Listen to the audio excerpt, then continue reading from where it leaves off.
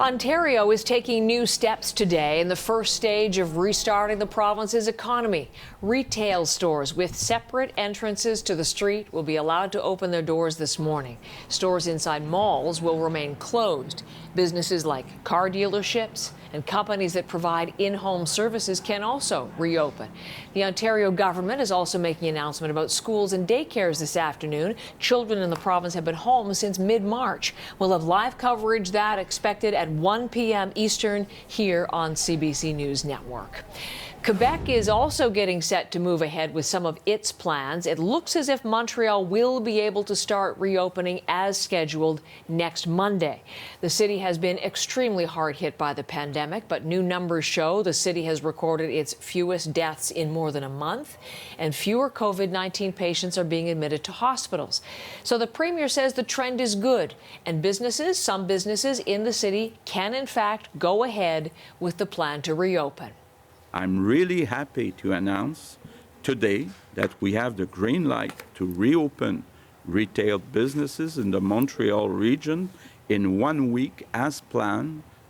The reopening date for next Monday applies only to retail stores with separate street entrances. Malls will still not be allowed to open. The province also says daycare centers in Montreal can reopen as planned on June the 1st at 50% capacity. Retail stores have been open in other parts of the province since May 4th. Now, health officials are reminding Canadians that even as restrictions ease and stores reopen in other places of business, the threat of COVID-19 has not gone away. People will still be facing risks when they leave their homes. Vicodopia shows us how businesses are trying to keep people safe and how you can protect yourself and others. Anxious times for this restaurant as they prepare to open their doors to a new reality. Indoor gathering spaces are considered high risk for the spread of the virus, so the onus is on these establishments to protect the public and staff from each other. Minimize contact between guests and our team members, reduce kind of the touch points that we have within the restaurant. Some of those measures include implementing low contact sections, so guests would actually order their food and drinks through their mobile phone. An outbreak within this U.S. choir is a reminder of the dangers of close contact during a pandemic. One sick member showed up for a practice in March. Eventually, more than 80% of the people there became infected. 2 died. I think this is a very serious warning.